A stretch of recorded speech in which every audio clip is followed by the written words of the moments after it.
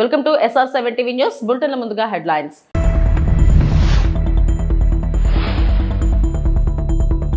కొనసాగుతున్న ఏపీ మంత్రివర్గ సమావేశం, కీలక అంశాలపై చర్చ.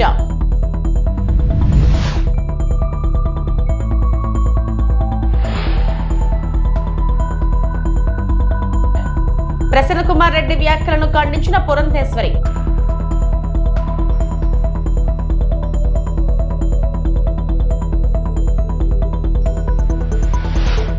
ఆగస్టు 15 నుంచి మహిళలకు ఉచిత బస్సు ప్రయాణం.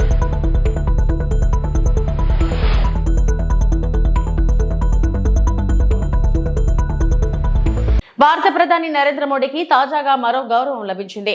బ్రెజిల్ పర్యటనలో ఉన్న ఆయన అక్కడి అత్యున్నత పౌర పురస్కారాన్ని అందుకున్నారు. Grand caller of the national order of the southern cross పురస్కారాన్ని బ్రెజిల్ అధ్యక్షుడు లూలా డా సిల్వా ప్రధాని మోడీకి ప్రదానం చేశారు. భారత్ బ్రెజిల్ దేశాల మధ్య ద్వైపాక్షిక సంబంధాల బలోపేతం చేయడంలో మోడీ కీలక పాత్ర పోషించినందుకే ఇచ్చినట్లు తెలిపారు.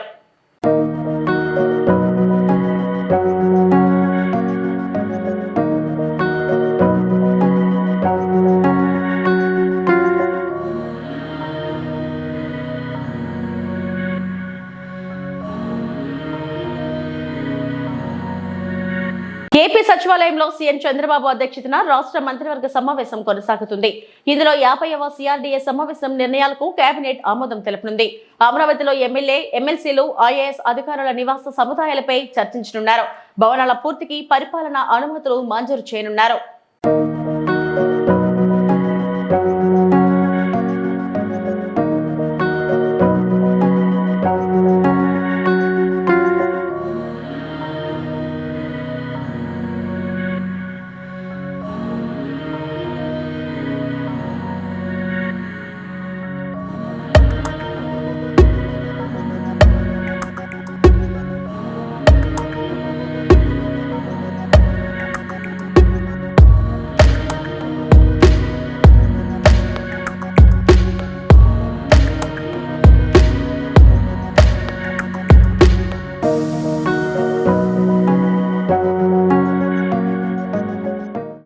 కొవ్వూరు ఎమ్మెల్యే వేమిరెడ్డి ప్రశాంతి రెడ్డిపై వైసీపీ నేత మాజీ ఎమ్మెల్యే ప్రసన్న కుమార్ రెడ్డి చేసిన వ్యాఖ్యలు సభ్య సమాజం సిగ్గుపడేలా ఉన్నాయని రాజమహేంద్రవరం ఎంపీ దగ్గుబాటి పురంధేశ్వరి మండిపడ్డారు. మహిళల మనోభావాలను దెబ్బతీసేలా చేసిన వ్యాఖ్యలను అందరూ ఖండించాలన్నారు. మహిళలను కించపరచడం వైసీపీ నేతలకు అలవాటుగా మారిందని విమర్శించారు. ప్రశాంతి రెడ్డికి ప్రసన్న కుమార్ రెడ్డి బేషరతుగా క్షమాపణలు చెప్పాలని డిమాండ్ చేశారు. విశ్వసిస్తూ వస్తున్నటువంటి సంస్కృతి మనది. అదేవిధంగా మహిళలకి పెద్దపీట వేస్తూ వారిని గౌరవిస్తూ వస్తున్నటువంటి భారతీయ సాంప్రదాయం మనది. దానికి భిన్నంగా ప్రసన్న కుమార్ రెడ్డి గారు వారు ప్రశాంతి రెడ్డి గారి పట్ల చేసినటువంటి వ్యాఖ్యల్ని నేను గట్టిగా ఖండిస్తున్నాను. వైఎస్ఆర్సీపీ నాయకులకి మహిళల్ని కించపరచడం అనేది అలవాటుగా మారినటువంటి విషయం. అమరావతిలోని మహిళల్ని మనం నోటితో కూడా చెప్పలేనటువంటి భాషలో వారిని కించపరచడం, అదేవిధంగా శాసనసభలో ఉన్నటువంటి మహిళల్ని శాసనసభ వెలుపల ఉన్నటువంటి మహిళల్ని సైతం వ్యక్తిత్వ హననం చేయడం మనందరికీ తెలియనటువంటి విషయం కాదు. 6 పర్యాయాలు ఎమ్మెల్యేగా గెలిచి ఈ రకంగా మహిళల్ని కించపరుస్తూ అవమానపరుస్తూ చేస్తున్నటువంటి వ్యాఖ్యలు ఇవి సభ్య సమాజం ఆమోదించనిది, స్వాగతించనిది అని చెప్పి వారికి తెలియజేస్తున్నాను. అదేవిధంగా వారికి నేను చెప్పేటువంటి విషయం, ఏదైతే ప్రశాంతి రెడ్డి గారి పట్ల వారు చేసినటువంటి వ్యాఖ్యలు ఉన్నాయో వాటిని ఒక్కసారి వారి తల్లి గారికి, వారి భార్య గారికి చూపమని చెప్పి నేను చేసినటువంటి అభ్యర్థన. వారు కనుక దాన్ని ఆమోదించినట్లయితే, వారి ప్రసన్న కుమార్ రెడ్డి గారి భాషను కనుక ఆమోదించినట్లయితే ఇప్పుడు నేను చేసేటువంటి డిమాండ్ని వెనక్కి తీసుకుంటానని చెప్పి నేను తెలియజేస్తున్నాను. నా డిమాండ్ ఏమిటంటే, ఎటువంటి షరతులు లేకుండా ప్రశాంతి రెడ్డి గారికి బాహాటంగా ప్రసన్న కుమార్ రెడ్డి గారు క్షమాపణలు చెబుతూ వారు చేసినటువంటి వ్యాఖ్యల్ని వెనక్కి తీసుకోవాలి అని చెప్పి నేను వారికి తెలియజేస్తున్నటువంటి విషయం. ఆగస్టు 15 నుంచి మహిళలకు ఉచిత బస్సు ప్రయాణం పథకాన్ని సమర్థంగా అమలు చేసేందుకు ఆర్టీసీ సన్నద్ధమవుతుంది. సంస్థ చైర్మన్ కొనకళ్ళ నారాయణ అధ్యక్షతన సమావేశమైన ఏపీఎస్ఆర్టీసీ పాలక మండలి ఉచిత బస్సు ప్రయాణం సహా పలు కీలక అంశాలపై చర్చించి నిర్ణయాలకు ఆమోదం తెలిపింది. బస్సుల్లో రద్దీ పెరిగితే దానికి అనుగుణంగా ఎక్కడికక్కడ అదనంగా అద్దె బస్సులు ప్రవేశపెట్టాలని నిర్ణయించారు. రాబోయే రోజుల్లో రాష్ట్రంలో అన్ని ఎలక్ట్రిక్ బస్సులే ప్రవేశపెట్టాలని సీఎం ఆదేశించిన దృష్ట్యా అందుకు అనుగుణంగా ఆర్టీసీ బోర్డు సమావేశంలో నిర్ణయం తీసుకున్నారు. కారుణ్య నియామకాలు చేపట్టాలని నిర్ణయించారు. రాబోయే రోజుల్లో అన్ని ఎలక్ట్రిక్ బస్సులు పెట్టాలనేది చంద్రబాబు నాయుడు గారి ఆలోచన. కారుణ్య నియామకాల కింద వారి కుటుంబ సభ్యులకు ఉద్యోగాలు ఇచ్చే దీని మీద చర్చ జరిగింది. అవుట్సోర్సింగ్ ఎంప్లాయీస్ కి ప్రావిడెంట్ ఫండ్, ఈఎస్ఐ కూడా కట్టాలి అనేది ఖచ్చితంగా దాన్ని పర్యవేక్షించాలనేది ఆర్టీసీ అధికారులు ఆ బాధ్యత తీసుకున్నారు. మహిళలకు ఉచితంగా బస్సు ప్రయాణం ఏర్పాటు చేస్తే ఆ సమయంలో మనకి ఎంప్లాయీస్ షార్టేజ్ వస్తుంది. అర్జెంటుగా అవసరం వస్తే కాల్ డ్రైవర్స్ కానీ కాల్ కండక్టర్స్ కానీ పిలిపించుకుని వాళ్ళని పెట్టుకుని ఈ ఆర్టీసీ నడపాలనుకుంటున్నాం. లేడీస్ ప్రయాణం ఉచితం అన్నప్పుడు ట్రాఫిక్ పెరిగే అవకాశం ఉంది. దానికి గాను చంద్రబాబు నాయుడు గారు ఏ రకమైన పాలసీ నిర్ణయిస్తే ఆ పాలసీని అమలు చేసేందుకు గాను చాలా తయారుగా ఉన్నాం. విజిలెన్స్ అనేది ఆర్టీసీలో అవసరం అని భావించాం. ఐజీ స్థాయిలో ఒక పోలీస్ డిపార్ట్మెంట్ నుంచి తీసుకోవాలి. అలాగే ఏఎస్పీ స్థానంలో ఒక పోలీస్ ఆఫీసర్ని తీసుకోవాలి. అలాగే డిఎస్పీలను కూడా తీసుకోవాలి. కొంతమంది ముఖ్యమైన వాళ్ళని కూడా రోస్టర్ సిస్టంలో, రొటేటరీ సిస్టంలో వాళ్ళు పోలీసులు ఇక్కడికి వస్తూ ఉంటారు, కొంతకాలం జాబ్ చేస్తూ ఉంటారు, మళ్ళీ వాళ్ళు రిలీవ్ అయ్యి వెళ్ళిపోతారు, వాళ్ళ ప్లేస్లో ఇంకోళ్ళు వస్తారు. దానివల్ల ఆర్టీసీలో సెక్యూరిటీ భద్రత పెంచడం కోసం ఈ నిర్ణయం తీసుకోవడం జరిగింది. రాష్ట్రంలో మహిళలను అవమానపరిచే విధంగా, కించపరిచే విధంగా వైసీపీ నేతలు వ్యవహరించడం సిగ్గుచేటని తణుకు ఎమ్మెల్యే ఆరిమిల్లి రాధాకృష్ణ విమర్శించారు.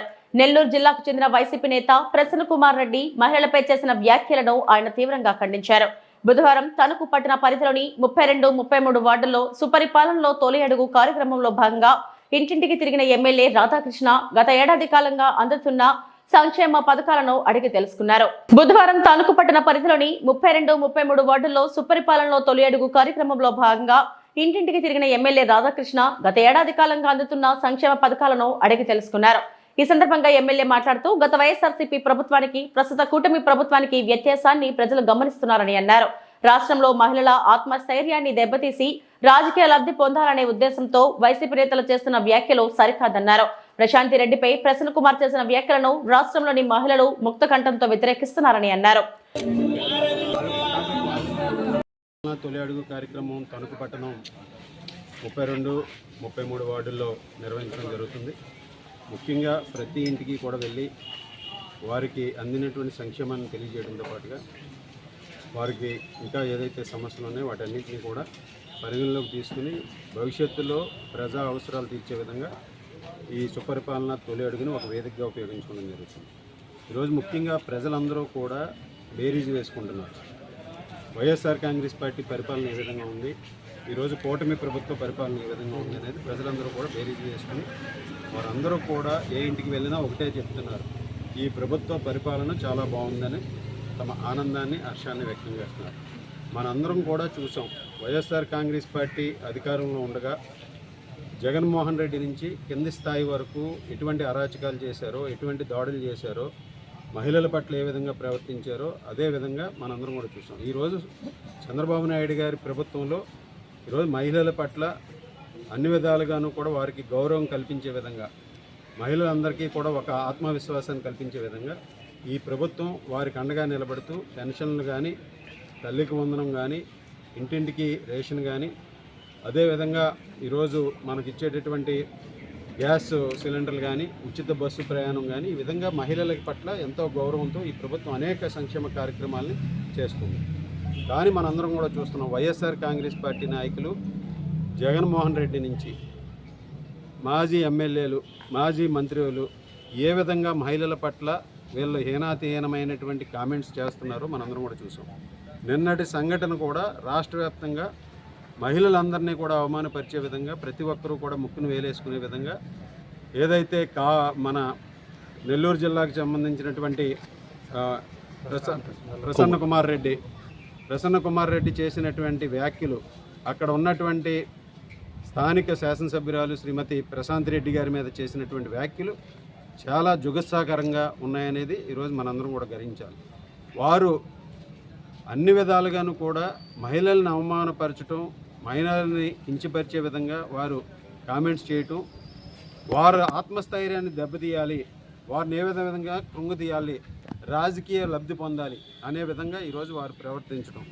ఈరోజు ప్రసన్న కుమార్ రెడ్డి ఏదైతే వ్యాఖ్యలు చేశారో ప్రశాంత్ రెడ్డి గారి మీద, వాటిని పూర్తిగా ఖండిస్తున్నాం. ఈరోజు మహిళలందరూ కూడా దాన్ని ముక్త కంఠంతో రాష్ట్ర వ్యాప్తంగా కూడా ఖండిస్తున్నారు. ఈరోజు అటువంటి వారందరూ కూడా ఏదైతే ఒక విధానానికి అలవాటు పడినటువంటి పార్టీ వైఎస్ఆర్ కాంగ్రెస్ పార్టీ, వారి నాయకుడు ఏ విధంగా ఉంటున్నాడో వీళ్ళు కూడా అదే విధంగా ఈరోజు రాష్ట్రంలో అందరినీ కూడా ఏదో విధంగా అవమానపరచాలి, అదేవిధంగా వారి ఆత్మస్థైర్యాన్ని దెబ్బతీయాలి, రాజకీయ లబ్ధి పొందాలనే విధంగానే వాళ్ళ ప్రవర్తన ఉంటుంది. ఇది తీవ్రంగా మనందరం కూడా ఖండించాల్సినటువంటి అవసరం ఉంది. నిన్న ఆయన చేసినటువంటి కామెంట్స్ అన్నీ కూడా 10 మందిలోనూ కూడా చెప్పుకోలేనటువంటి పరిస్థితి. ఆ విధంగా ప్రశాంత్ రెడ్డి గారి మీద చేసినటువంటి కామెంట్స్ కూడా చాలా దారుణంగా ఉన్నాయి. దాన్ని ప్రజలందరూ కూడా ముక్తకంఠంతో ఖండిస్తున్నారు. ఈరోజు అటువంటి వ్యక్తుల మీద ప్రభుత్వం కూడా చర్యలు తీసుకోవాలి, కేసులు కట్టి లోన్ వేయాల్సినటువంటి అవసరం ఉంది. ఈరోజు భవిష్యత్తులో ఎవరో కూడా ఇటువంటి తప్పిదాలు చేయకుండా మహిళలకు రక్షణగా నిలబడి మహిళల గౌరవం నిలిపే విధంగా ఈరోజు అందరూ కూడా ఉండాల్సినటువంటి అవసరం ఉంది. ఈరోజు అటువంటి పరిస్థితి నుంచి వైఎస్ జగన్మోహన్ రెడ్డి ప్రతిదీ కూడా రాజకీయం చేయాలి, రాజకీయ లబ్ధి పొందాలనే విధంగా ఈరోజు ఆయన చేస్తున్నటువంటి అధికారంలో ఉన్నప్పుడు కనీసం కాలు కూడా బయట పెట్టలేదు. ఈరోజు ప్రతి చోటకి నేను వెళ్తానని చెప్పి పరామర్శలని చెప్పి అక్కడ ఏమైనా దాడులు చేసే విధంగా ముందుకు వెళ్తాం కూడా ఈరోజు ప్రతి ఒక్కరు కూడా ఖండిస్తున్నారు. ఈ విధంగా వైఎస్ఆర్ కాంగ్రెస్ పార్టీ నాయకులు కానీ వైఎస్ఆర్ కాంగ్రెస్ పార్టీ శ్రేణులు కానీ తెలుసుకోవాల్సింది ఒకటే, ప్రజలు మీకు 11 సీట్లు ఇచ్చారు మీరు చేసినటువంటి నిర్వాహకం వలన. భవిష్యత్తులో అది కూడా లేకుండా చేస్తారు మీరు ఇదే విధంగా ప్రవర్తిస్తే. మితిమీరిగా రాజకీయాల్లో అన్ని విధాలుగాను వ్యక్తిగత దాడులు చేస్తూ మీరు ఈ విధంగా ప్రవర్తిస్తే భవిష్యత్తులో ఈ సీట్లు కూడా రావు. ఆ విధంగా మనందరూ కూడా వాళ్ళు అన్నీ కూడా దృష్టిలో పెట్టుకుని వారి పద్ధతులు మార్చుకుని వైఎస్ఆర్ కాంగ్రెస్ పార్టీ నాయకులు సరైనటువంటి మార్గాల్లో నడిచే విధంగా వారి నాయకులు వారందరూ కూడా సమీక్ష చేసుకుని ముందుకు వెళ్ళాలని ఈ సందర్భంగా తెలియజేస్తారు. జగన్ బంగారుపాలెం పర్యటనకు అనుమతి, పోలీసుల పటిష్ట ఏర్పాట్లు, ప్రజలకు శాంతి పిలుపు. చిత్తూరు జిల్లా బంగారుపాలెం పులివెందుల ఎమ్మెల్యే వైఎస్ జగన్మోహన్ రెడ్డి బంగారుపాలెం పర్యటనకు పోలీసులు కొన్ని షరతులతో కూడిన అనుమతిని మంజూరు చేశారు. ప్రజల శ్రేయస్సు, శాంతి భద్రత పరిరక్షణ దృష్ట్యా ఈ చర్యలు తీసుకున్నారు. మామిడియార్డులో జరిగే సమావేశానికి కేవలం 500 మందికి మాత్రమే అనుమతి ఇవ్వగా హెలీప్యాడ్ వద్ద 30 మంది ముఖ్య నేతలకు మాత్రమే ప్రవేశం కల్పించనున్నట్లు అధికారులు వెల్లడించారు. ఈ పర్యటనకు ఉదయం 11 గంటల నుండి మధ్యాహ్నం 2 గంటల వరకు మాత్రమే అనుమతి ఉంటుంది. పర్యటన సందర్భంగా సీసీ కెమెరాలతో పటిష్ట నిఘా, పోలీసుల భారీ బందోబస్తు ఏర్పాటు చేయబడుతుంది. అనుమతికి మించిన జన సమీకరణ, బయట జిల్లా ప్రజలను తరలించేందుకు ప్రయత్నాలు, డబ్బు, మద్యం, పెట్రోల్ పంపిణీ ద్వారా జన సమీకరణకు యత్నాలు జరుగుతున్న నేపథ్యంలో 377 మందికి నోటీసులు, 55 మందిపై కేసులు నమోదు చేశారు. అందరికీ నమస్కారం. ఈ నెల 9వ తారీఖున బంగారుపాళ్యం మండలంలో మ్యాంగో మార్కెట్ యార్డ్కి ఎక్సీఎం గారు వస్తున్న దృష్ట్యా ఇప్పటికే పోలీసులు పర్మిషన్ ఇవ్వడం జరిగింది. ఉన్న కండిషన్స్ అన్నీ కూడా చాలా క్లియర్గా ఆర్గనైజర్స్కి మరియు వివిధ ప్రాంతాలలో ఉన్న లీడర్స్కి కూడా చెప్పడం జరిగింది. అయినప్పటికీ కూడా ఇప్పటికీ మండల స్థాయిలోనూ మరియు అసెంబ్లీ కాన్స్టిట్యున్సీ స్థాయిలో కూడా ఎక్కువ సంఖ్యలో మొబిలైజ్ చేయాలని చూస్తున్నారు. ఫీల్డ్ లెవెల్లో మేము ఇన్ఫర్మేషన్ తీసుకున్న తర్వాత ఇప్పటికీ కూడా సుమారుగా పొంగనూరు నుంచి 4000 మందిని, పూతలపట్టు నుంచి 9000 మందిని, చిత్తూరు నుంచి 5000 మందిని, పలమనేరు నియోజకవర్గం నుంచి 4000 మందిని కూడా మొబిలైజ్ చేయాలని చూస్తున్నారు. పోలీసులు ఎంతగా చెప్పిన తర్వాత కూడా బైక్స్లో మొబిలైజ్ చేస్తామని అన్ని రకాలుగా ట్రై చేస్తున్నారు. అలానే ఎవరైతే సరే బైకులు లేదా కారులో వెళ్ళే వాళ్ళకి పెట్రోల్ పోయిస్తామని చెప్పేసి మద్యం మత్తు చూపించి అలానే మనీ కూడా ఇస్తున్నారని పక్కా సమాచారం మా దగ్గర ఉన్నది. ఇప్పటికే ఈ విషయం చాలా క్లియర్గా చెప్పేసి ఎవరైతే మొబిలైజ్ చేస్తున్నారో 377 మందికి మనం నోటీసులు ఇవ్వడం జరిగింది. ఈ నోటీసులో చాలా క్లియర్గా మెన్షన్ చేశాము. ఇది వరకు జరిగిన ఒక 3 ఇన్సిడెంట్స్ కూడా రాసి ఇక్కడ పోలీసులు చెప్పింది ఆర్గనైజర్స్ ఫాలో అవ్వలేకపోవడం వలన జరిగిన ఏవైతే లా అండ్ ఆర్డర్ ఇన్సిడెంట్స్ ఉన్నాయో వాటన్నిటినీ కూడా రాసి చాలా క్లియర్గా మనం విజ్ఞప్తి చేయడం జరిగింది. ఇప్పటికీ కూడా ఇంత చెప్పిన తర్వాత కూడా ఎక్కువ మంది సంఖ్యలో తీసుకొద్దామని చూస్తున్నారు. రేపు బంగారుపాలెం మార్కెట్ యార్డ్లో జరిగేది కేవలం రైతులతో ఇంటరాక్షన్ మాత్రమే. ఇది ఎటువంటి పబ్లిక్ మీటింగ్ కాదు. ఇంతగా చెప్పిన తర్వాత కూడా ఎవరైనా మొబిలైజ్ చేస్తున్నారని తెలిసినా మా దగ్గర పక్కా సమాచారం ఉంటుంది. ఏరియా మొత్తం కూడా డ్రోన్ నిఘాలో మరియు కెమెరాల నిఘాలో ఉంటుంది. ఎవరైనా ఎక్కువ మందిని మొబిలైజ్ చేస్తారని తెలిస్తే వాళ్ళ మీద కేసెస్ రిజిస్టర్ చేయడం జరుగుతుంది. ఈ 377 మందికి ఎవరికైతే ఆల్రెడీ నోటీసులు ఇచ్చామో వీళ్ళల్లో ఆల్రెడీ 55 మందికి మీద ఇంతకుముందు కేసులు కూడా ఉన్నాయి. సో రౌడీ షీటర్స్ కూడా కొంతమంది ఆల్రెడీ ఇన్వాల్వ్ అవుతున్నారు. ఆ పక్కా సమాచారం మా దగ్గర ఉన్నది. సో దయచేసి జనాలు ఎవరు కూడా చెప్పిన మాట వినొద్దండి. మీరు సొంత డెసిషన్స్ తీసుకోండి. ఎవరో ఏదో ఆశ చూపించేసి మిమ్మల్ని మొబిలైజ్ చేస్తున్నారు అంటే ఆ మాట వినొద్దు. రేపు ఏదైనా సరే లా అండ్ ఆర్డర్ సమస్య వస్తే అందరూ ఇబ్బంది పడవలసి వస్తుంది. నేను మరొకసారి విజ్ఞప్తి చేస్తున్నాను, లార్జ్ స్కేల్లో మొబిలైజేషన్ చేయవద్దు. కేవలం ఏదైతే సరే పోలీసులు ఇచ్చిన నియమ నిబంధనలు ఉన్నాయో అవి తప్పకుండా ఫాలో అవ్వండి. చిత్తూరు జిల్లా రామకుప్పం మండలంలోని ఏనుగుల గుంపు హల్చల్. పెద్దూరు వద్ద 6 ఏనుగుల గుంపు తిరుగుతూ ఉండటంతో ప్రజల్ని అప్రమత్తం చేసిన అటవీ శాఖ అధికారులు.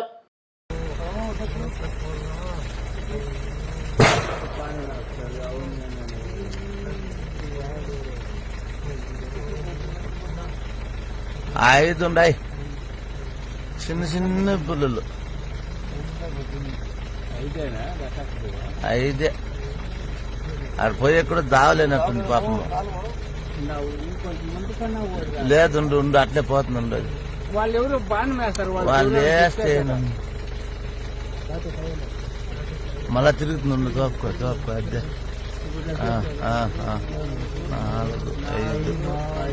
4, 5, 6 పెద్ద అనుకోటి.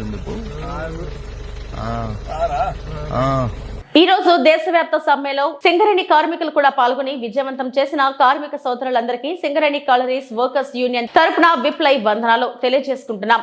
కేంద్ర ప్రభుత్వంలో మోడీ 3వసారి బీజేపీ ప్రభుత్వం వచ్చిన తర్వాత ఒక్క పబ్లిక్ రంగ సంస్థలను కూడా తీసుకురాకపోవడం మూలన, అదేవిధంగా కార్మికుల యొక్క చట్టాలను మారుస్తామని చెప్పడం, దానికి ముద్దు పేరుగా కోడ్లు అని చెప్పి తీసుకురావడానికి ప్రయత్నం చేస్తున్న సందర్భంలో సింగరేణి కార్మికులు యావత్ భారతదేశంలో ఉన్న ప్రజలందరూ అర్థం చేసుకుని ఈ రోజు సమ్మెలో పాల్గొంటున్నాను. ఇకనైనా కేంద్రం ప్రధానమంత్రి నరేంద్ర మోడీ ఆలోచించి ఈ యొక్క కోడ్లను రద్దు చేయాలని, అదేవిధంగా చట్టాలను అమలు పరచాలని సింగరేణి కలర్స్ వర్కర్స్ అయిన తరపున మేము డిమాండ్ చేస్తూ ఉన్నాం.